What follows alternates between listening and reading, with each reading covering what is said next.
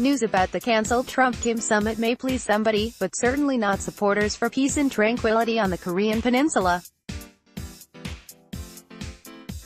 Many world media, as usual, isolated phrases from Donald Trump's letter to Kim Jong-un, not bothering to look carefully at the entire text of the written message, and tried to dishearten supporters of the US-DPRK summit, scheduled for June 12 in Singapore.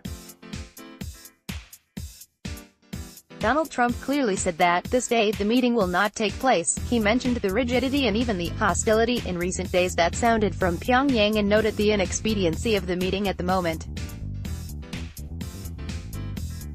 What does this mean? Many politicians and media hastened to report happily that this meeting from the very beginning, according to many ill-wishers, was unnatural and finally died. Let's try to remember what preceded to this event.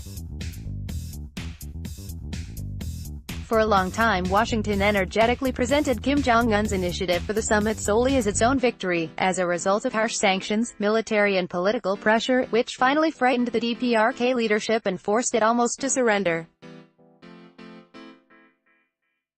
Of course, Pyongyang understood all this quite differently, as an attempt during equal negotiations to reach a historic solution that could satisfy the DPRK security concerns and the fundamental interests of national development. Yes, there was a manifestation of goodwill from Pyongyang, the announcement of a unilateral moratorium on nuclear missile tests before the summit and the destruction of the nuclear test site.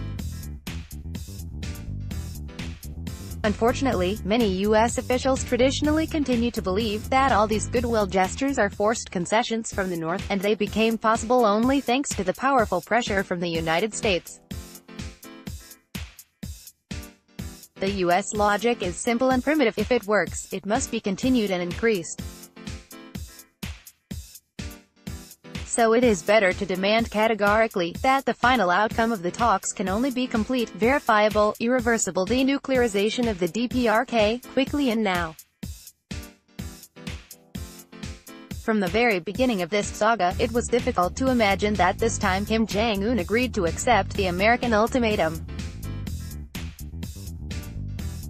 Yes, the DPRK now is really ready for serious steps in the sphere of freezing and reducing its nuclear arsenal, but only in exchange for adequate reciprocal steps by Washington.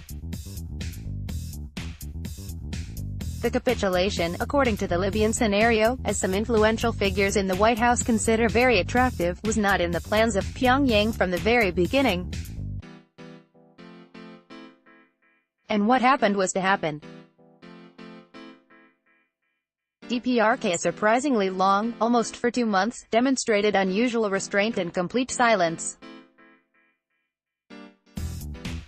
When the Singapore summit appeared on the horizon, Pyongyang made a statement that it considers the agenda of negotiations with the Americans not in a unilateral format, but intends to bring into discussion its reasonable security concerns and topical aspects of national interests. This was followed by loud statements from Washington about the almost cancellation of the summit. The situation around the Trump-Kim summit is developing in a difficult, dramatic but not tragic way. It was impossible to imagine the cloudless beginning of this process. Both leaders want to meet with each other, but, of course, this applies above all to Kim Jong-un, on mutually friendly conditions. Donald Trump did not close the door of the talks. He only feels that in this emotional atmosphere, it is better not to meet. Thus, it is the rescheduling of the meeting, and no more. That is, the American president practically proposed to postpone the date of the meeting for a more favorable time, without hard, angry statements. All of us carefully read the statements from both sides. First Deputy Foreign Minister Kim Jong-un worked as bad policeman, in full, and his colleague Ms. Choi Sung-hee spoke much more diplomatically.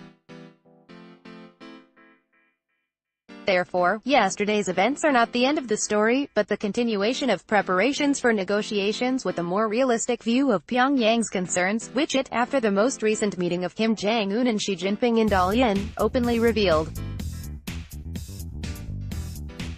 The preparation is likely to be continued through the channels of special services, and we will not learn much about this, as before, for the time being. But no one can exclude the White House's return to the preparation of a military scenario, but then, and the U.S. military knows it very well, there will be hell to pay.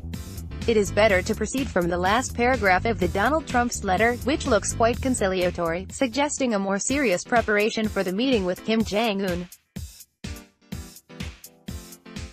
The situation continues to be very dynamic. On May 25, the DPRK declared that Kim was ready to hold the summit anytime and in any format. Views expressed are of individual members and contributors, rather than the club's, unless explicitly stated otherwise.